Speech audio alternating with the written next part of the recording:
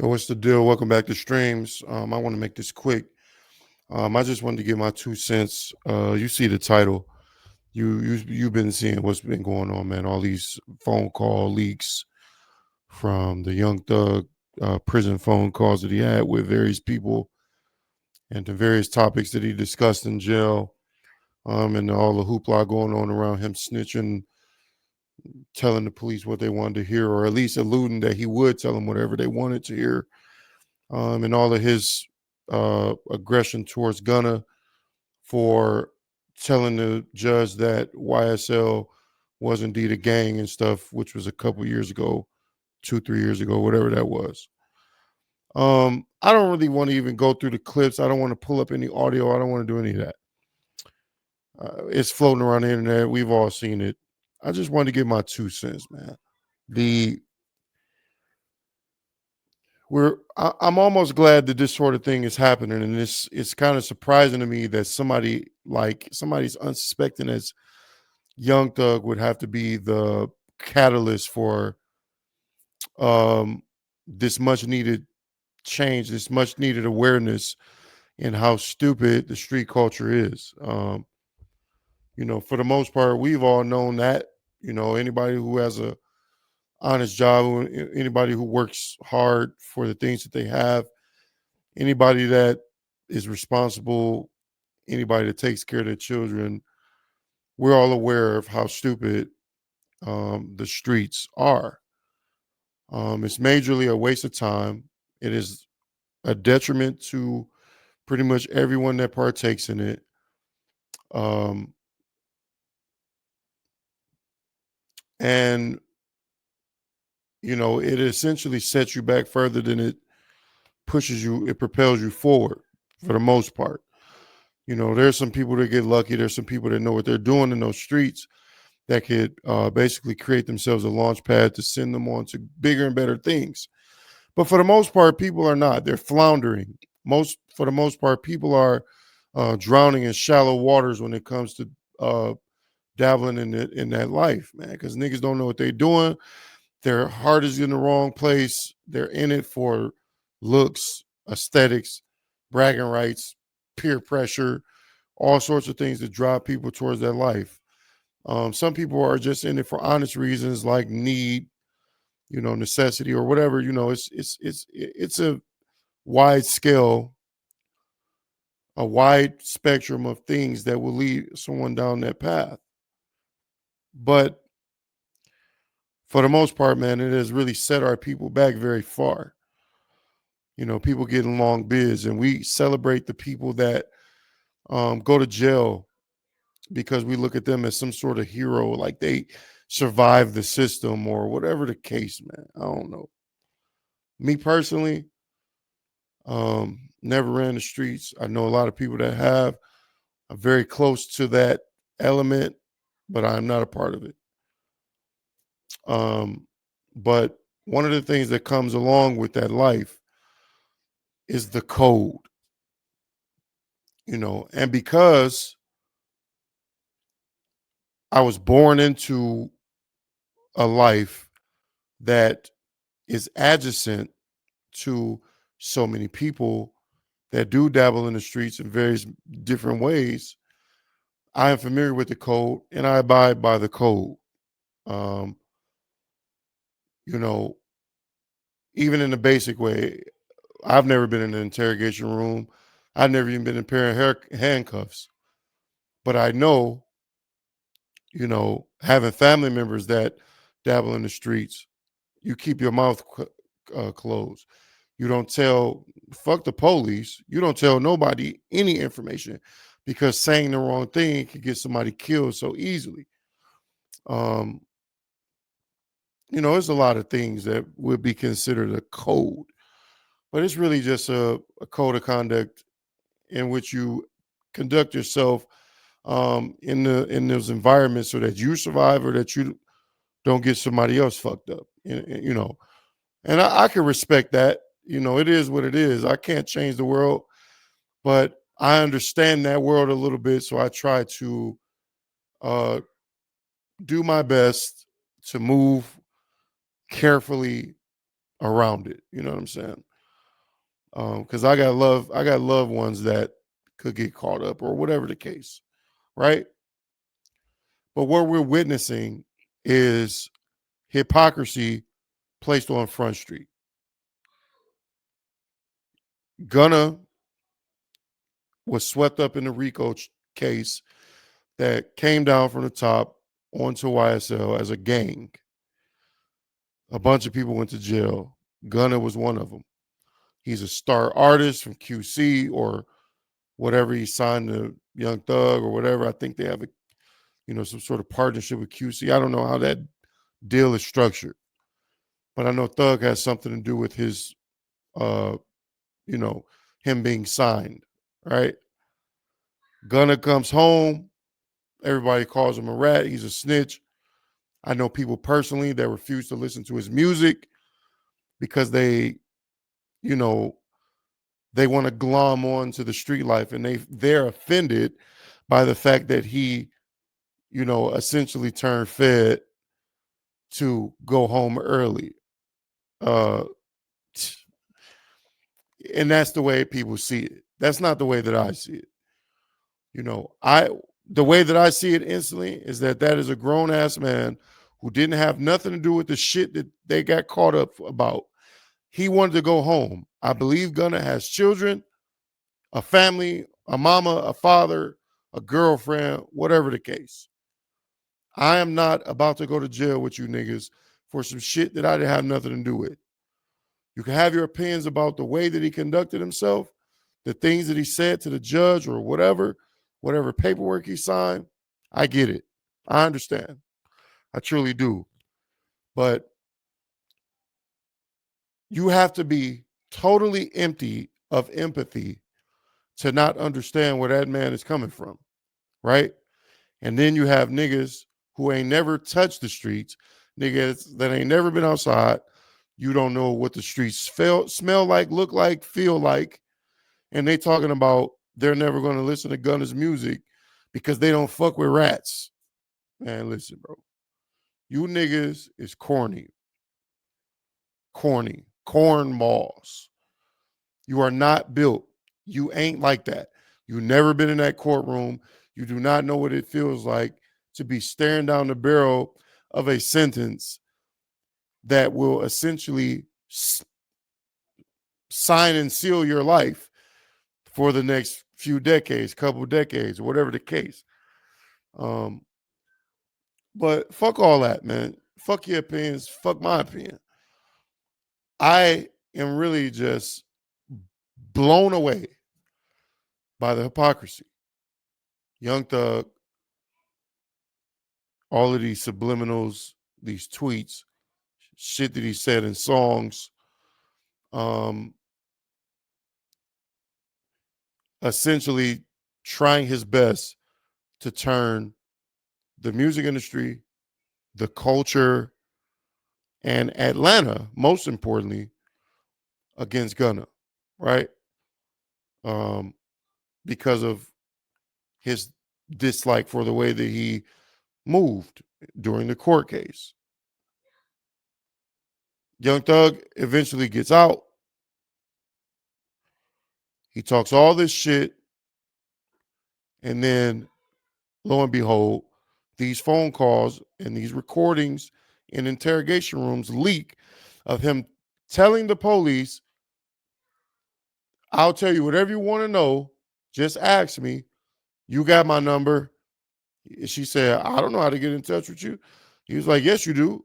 And then he like, come on, take my number. Just don't tell the world or whatever. Right? Now, I didn't hear any tapes of him actually giving information besides him saying that Woody, or who did he say? One of them niggas shot up Wayne's bus. That in itself could probably get you 5 to 10 years in prison. They could do attempted, whatever. I don't know. Whatever they get them with, a weapons charge, whatever. Right? And this nigga flat out says this man's name in a recording saying that he shot up a bus. All of this hate, all of this misaimed, misguided aggression and disdain towards Gunna and you did even worse than Gunna did. Why not just be quiet? Why not just be quiet? Why not just be quiet? Gunna did exactly what he was supposed to do. He came out, and good music can get you through anything. Tory Lane shot a bitch, and niggas is chicks tape all day long. Whatever that Night at the Prom or whatever that album was. R. Kelly peed on little girl. Good music get you through anything, gang. You know, unfortunately, but good music could get you through anything. Gunna comes home. I believe since he's been home, he's dropped 2 albums or 3, 2 or 3 albums. I don't listen to Gunna like that, but based on the singles and a few album cuts that I heard, the nigga got some shit. He got some fire over there, right? He's been quiet. The nigga got his health together. He done turned himself into a sex symbol. And he's been quiet. He ain't been on Twitter screaming, pointing fingers, arguing, defending himself, nothing. He's been putting on a display of the perfect PR representation that he probably could ask for. He's been quiet, and he's been delivering, and he's been excelling, exceeding, elevating since he stepped out of the prison or the jail or whatever. That's all the nigga's asking for, bro. Shut the fuck up. And that's the real moral of this story. Shut the fuck up. Handle your business. Take care of your responsibilities. Go home. Make it home. As men, that is our job. Go do what you got to do, and your job is to make it home. You know why? Because of your kids. My kids are in the next room.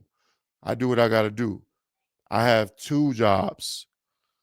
I have 3 jobs if you count my children, or you can count them separately. I have 2 jobs that I get paid for, and I have 2 jobs that I don't get paid for. My sons. I don't get no money for taking care of them. You know what I'm saying? But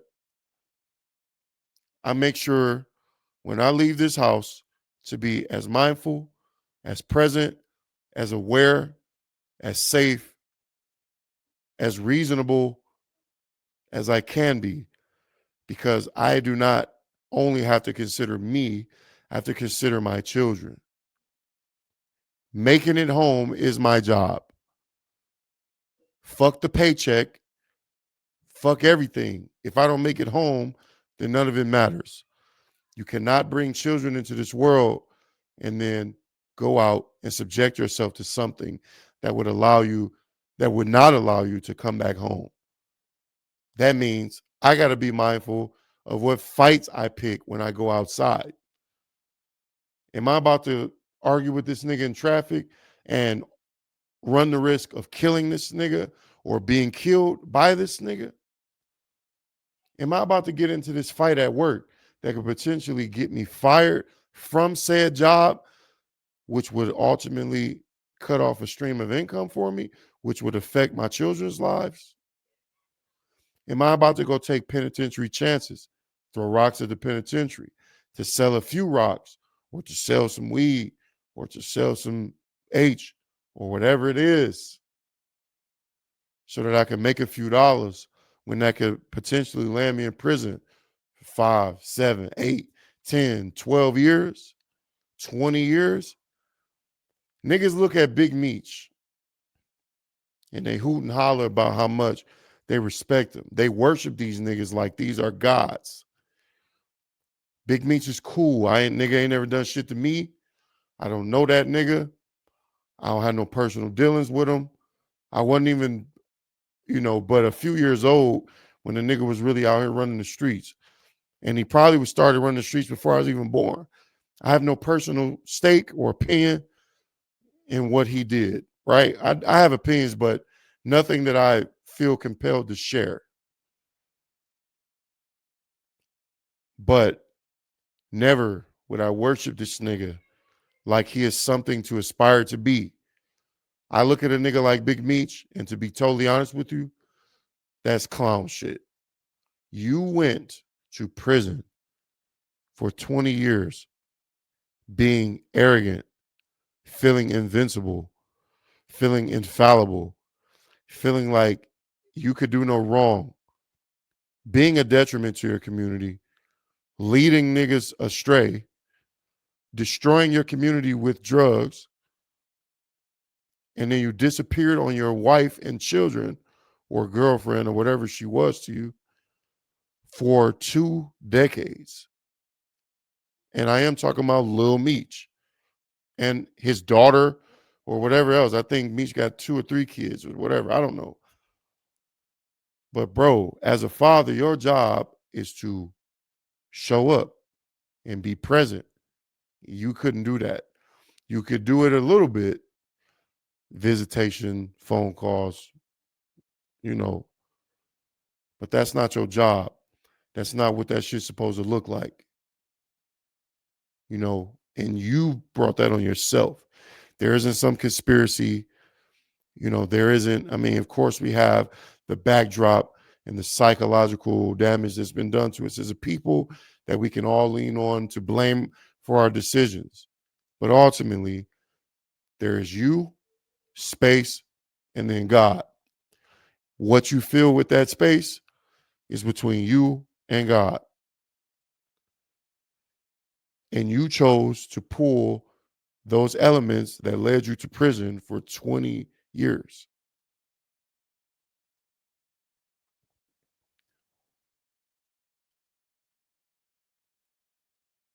As a man that is relatively close to the streets, because of people I'm related to, because of people that I know, because of where I live, it's right out there. It's always right around the corner.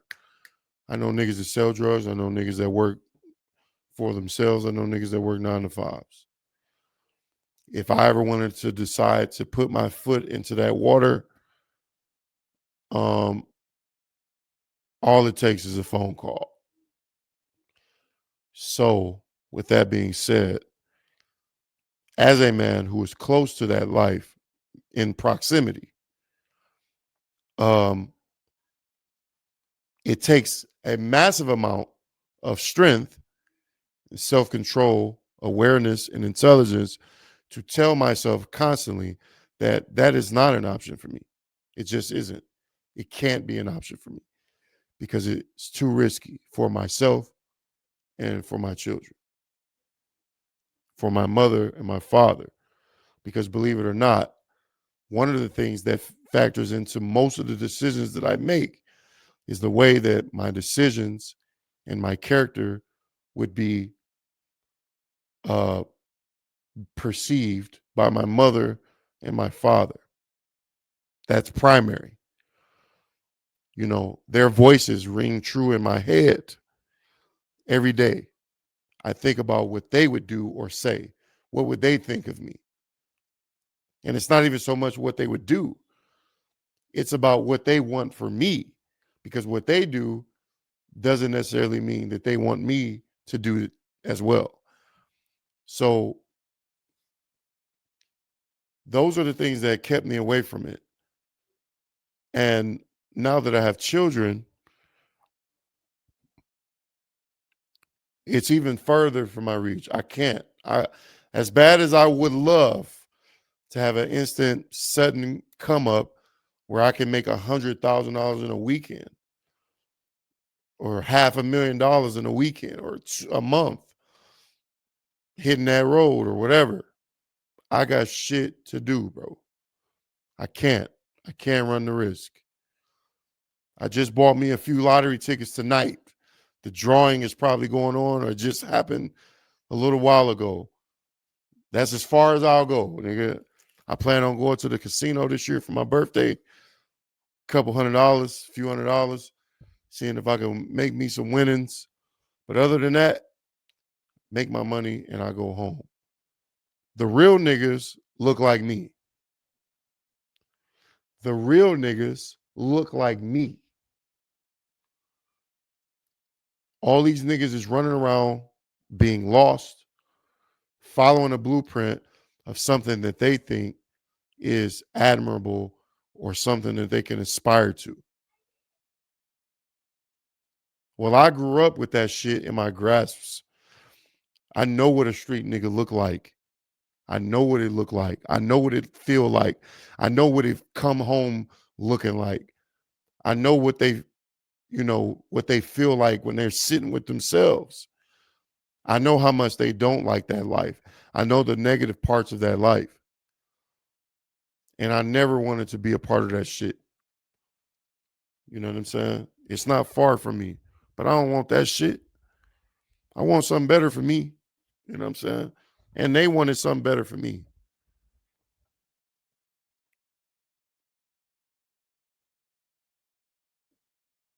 Yeah, man, that's all I wanted to say, man. Get your money, handle your business, and get the fuck out the way, man. Holla.